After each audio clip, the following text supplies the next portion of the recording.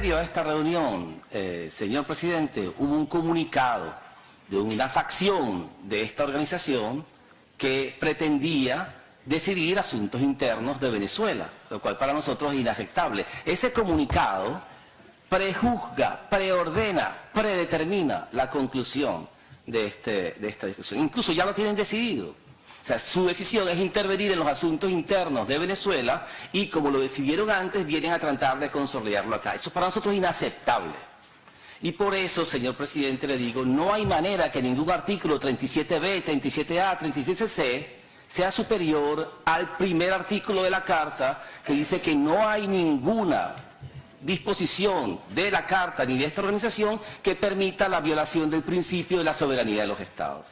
Continuamos en esta entrevista con el embajador de México ante la Organización de Estados Americanos, Luis Alfonso de Alba Góngora. En el segmento anterior, embajador, usted refería que la solución a los problemas de Venezuela está en manos de los venezolanos precisamente y que la labor de una instancia multiestatal como lo es la Organización de Estados Americanos es simplemente coadyuvar a que se llegue a un acuerdo, a una solución entre las partes, pero para que haya una solución entre las partes, para que tan siquiera se piense en la posibilidad de un diálogo, que ya hay evidencia abierta del fracaso del intento del diálogo que hubo ya en el pasado, tiene que haber un reconocimiento del otro. Y hay todos los elementos manifiestos por parte del gobierno de no tener intención de reconocer a esos más de 14 millones de venezolanos que no están de acuerdo en cómo está siendo llevado el destino del país.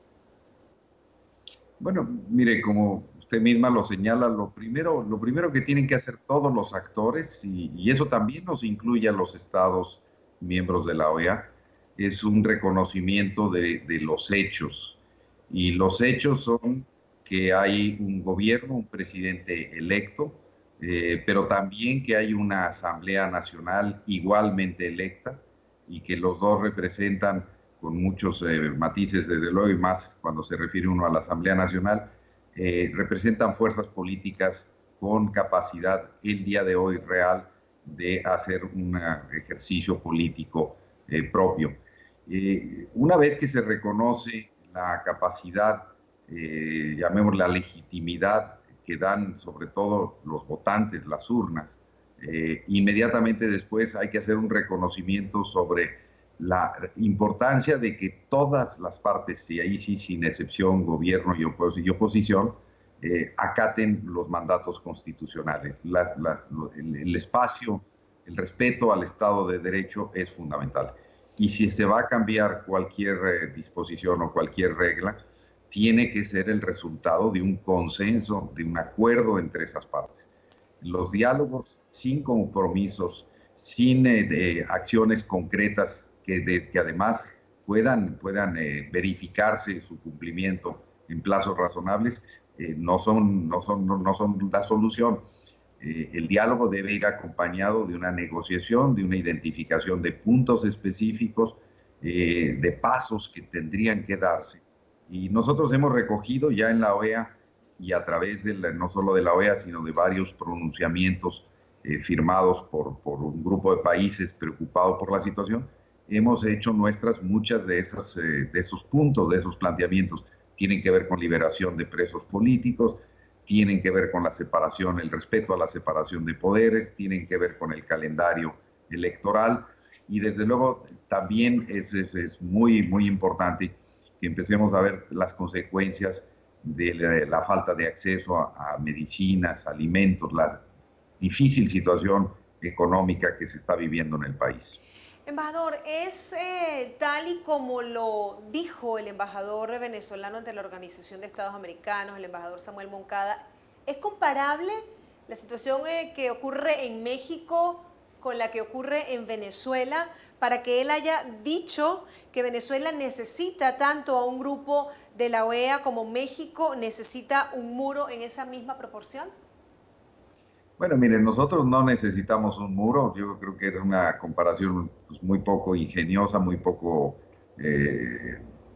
útil. Obviamente que nosotros no necesitamos un muro. Estamos hablando de un tema de migración y de flujos de personas entre dos países, en este caso Estados Unidos y México. Y yo empezaría por recordar que los muros no son útiles, no resuelven ninguno de los problemas, independientemente de que tienen muchas implicaciones para la relación bilateral y tienen implicaciones de derechos humanos. Yo creo que no viene al caso la comparación. Lo que está viviendo Venezuela no tiene que ver nada con un fenómeno de ese tipo, tiene que ver con una situación política, una situación económica, una situación social que se ha venido complicando, agravando, y que hoy tiene muchísima gente en la calle y que hoy presenta un enorme peligro, porque si hay algo que todos deberíamos estar preocupados por evitar es la violencia.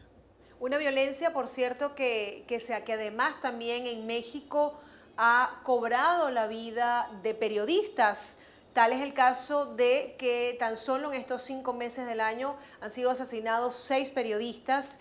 Con la muerte de Javier Valdés, que se registró el martes pasado, 30 son los periodistas que han sido asesinados durante la gestión del presidente Peña Nieto y 103, para un total de 103 periodistas asesinados en 17 años en México.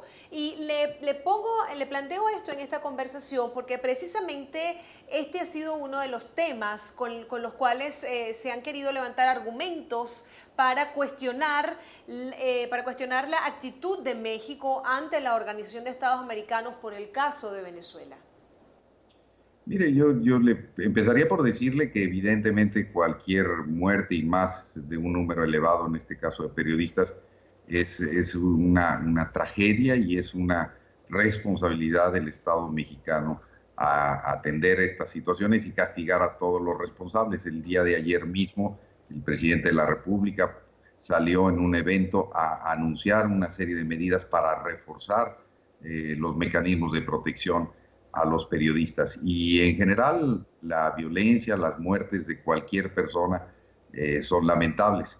Pero yo creo que hay que entender claramente cuando se trata de una política del Estado en contra de los civiles y distinguirlo del caso mexicano, donde lamentablemente son víctimas de un incremento de la violencia y de la actuación de organizaciones criminales organizadas. No es ni remotamente comparable. Son vidas que hay que lamentar, pero son contextos distintos y les subrayo. Lo que es más importante es que no es una política del Estado, todo lo contrario, el Estado está luchando contra el crimen organizado y está luchando por evitar que haya más víctimas de esa delincuencia que lamentablemente padecemos y que además está muy vinculada a fenómenos que no son estrictamente mexicanos, como es el tráfico de drogas a los Estados Unidos. ¿Y está convencido usted de que en el caso de Venezuela sí lo es? ¿Sí es una política de Estado contra los civiles, lo que ocurre en Venezuela? Lo que ocurre en Venezuela, más que una política de Estado, que espero que no lo llegue a ser, es una protesta civil, cívica, que está siendo reprimida y que está de alguna manera exponiendo a civiles a caer en manos de grupos que pueden no ser todos grupos del Estado, puede haber otros actores y precisamente por eso lo delicado del asunto, pero no estamos hablando de víctimas de un conflicto con la delincuencia organizada, estamos hablando de manifestaciones públicas que debieran ser protegidas por el Estado. Ahora bien, embajador, el reciente retiro el retiro y el no retorno del embajador de Colombia en Venezuela pudiera entenderse como parte de la aplicación de la Carta Democrática que se activó para el caso de Venezuela el pasado 3 de abril. ¿Cómo valora usted esta decisión, esta acción diplomática?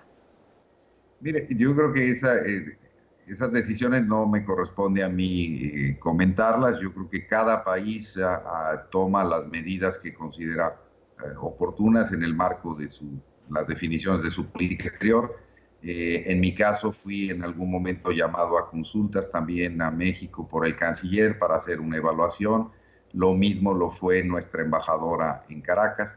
En el caso de México no hemos tomado la decisión de retirar los embajadores.